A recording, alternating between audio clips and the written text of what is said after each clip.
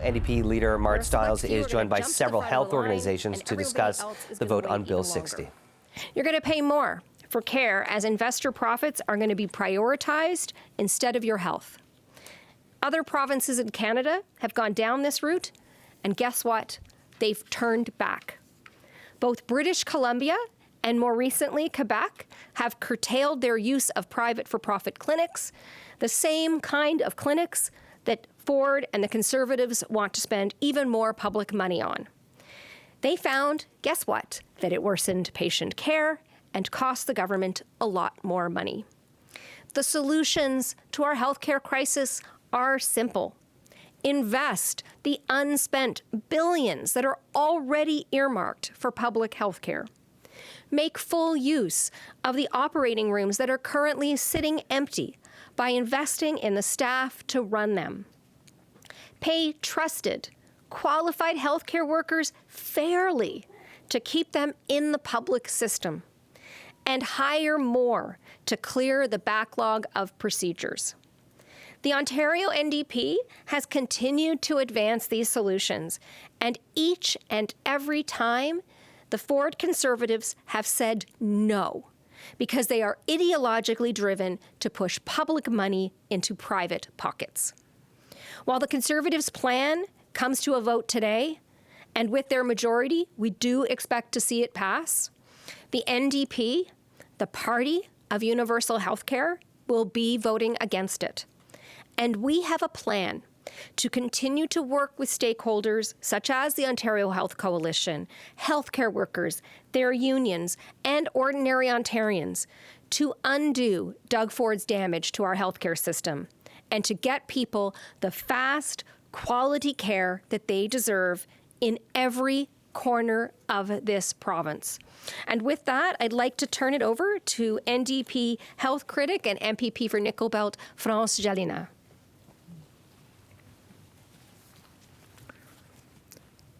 Thank you, Marit. Merci. Good morning, everyone. Bonjour tout le monde. Ani. My name is France Jalina. I'm the MPP for Nickel Belt and the health critic for my party, the NDP. Today is a sad day. A day that will go down in history of our province as the day that the Ford government delivered a fatal blow to our treasured Medicare. Today, this Conservative government will say goodbye to care based on needs and come on in to investors who wants to make money off of the back of sick people. Because make no mistake, there is a lot of money to be made off the back of sick people who are desperate to get better, desperate for care. When we are sick, nothing else matters. Every parent knows it. When your child is sick, you will do anything to bring them back to health. You will care for them. You won't look back if you have to go deep into debts just to get them better. Investors know that. They know that sick people are at a very vulnerable time in their lives, and it is easy to abuse that vulnerability to increase profits. This afternoon, I will be working on recommendations from the Auditor General's audit on outpatient surgery. The Auditor General has already told us that outpatient surgery needs better oversight, that upselling is already rampant in our province and a barriers to care for many, that quality decreases without accountability. We already have the infrastructure in place to decrease the wait list, not only the wait list created by COVID, but the wait list that was there before. But this Conservative government is bound and determined to let their investor friends get rich off the back of sick people. But I have faith. I have faith in the people in this room. I have faith in the people of Ontario who understand what Tommy Douglas taught us more than 60 years ago, that care must be based on needs, not ability to pay. And this is why we gather here this morning, to tell the Ford government to do the right thing. Vote down Bill 60. It's as simple as that. Merci beaucoup. Thank you very much. Chemewech. And now, I introduce, or do you introduce? I think we should turn over to Natalie. Natalie Mera.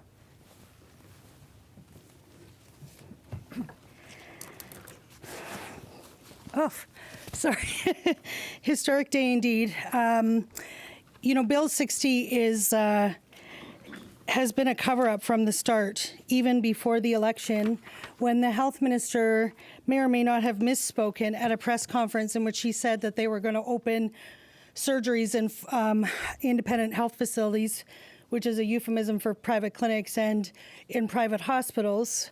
We held 20 press conferences across the province, and we warned that the government was going to privatize the hospital surgeries and the diagnostics.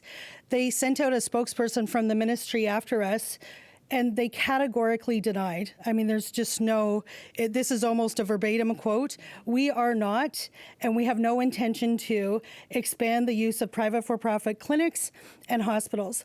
That was 2 months before the election.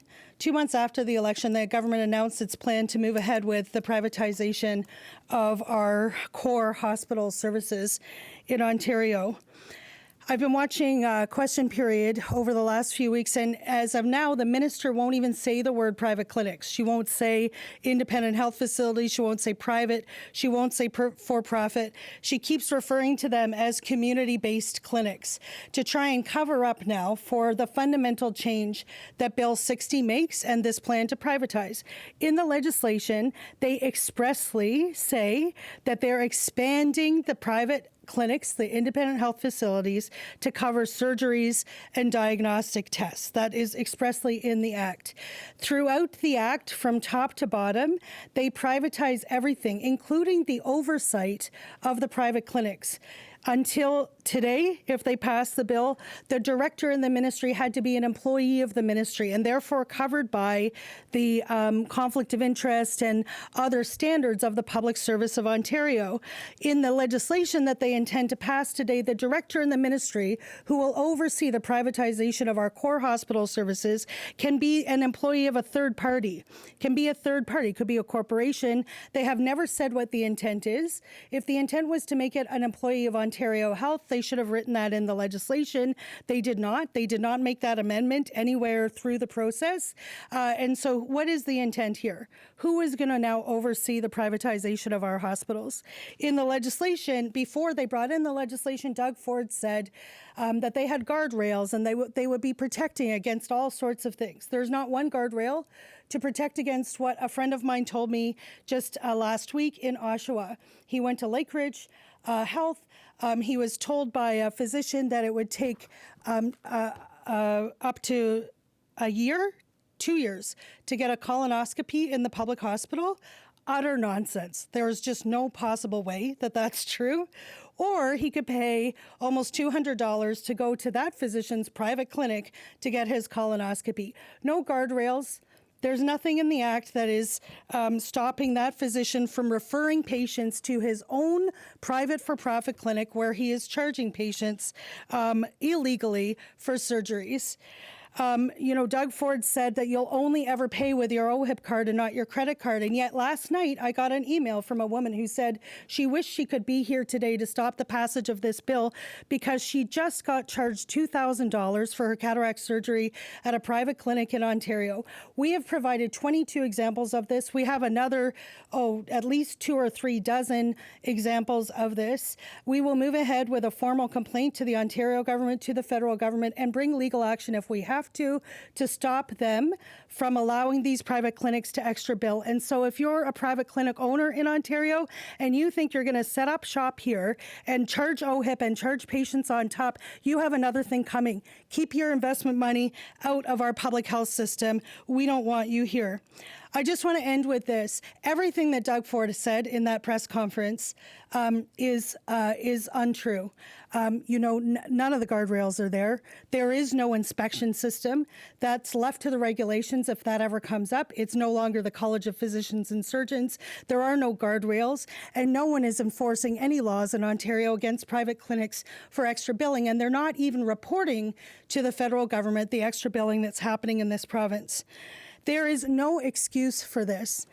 Everything Doug Ford said was patently untrue, except that the status quo is unsustainable. The status quo that now has dozens of small town emergency departments closing across the province because they don't have enough staff to keep them open.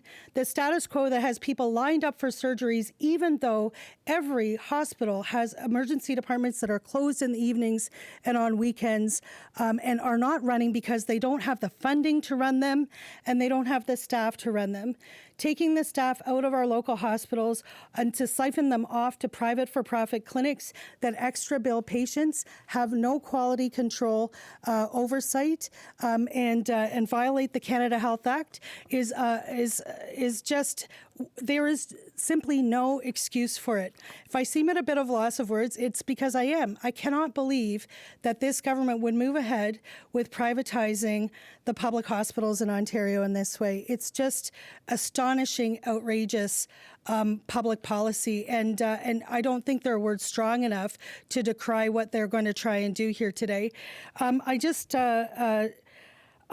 wanted to say that this is not the end. It is a historic day. It's a very sad day, but it's not the end. We've called a people's referendum in Ontario. We'll have more than 1,000 voting stations across the province. We're handing out leaflets door to door. We have thousands of volunteers.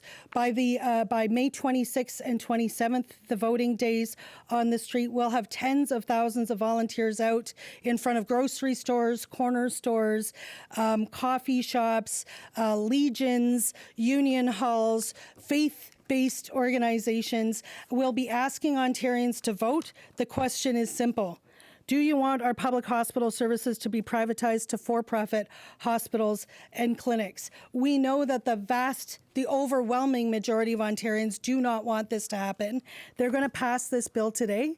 Our job now is to make it impossible to implement, to protect our local public hospitals from being gutted and handed off to private for-profit companies, and to force the government to finally invest in the human resources and the financing that is required to provide the hospital services and restore these hospitals that are all teetering on the brink of collapse now across the province. Thank you.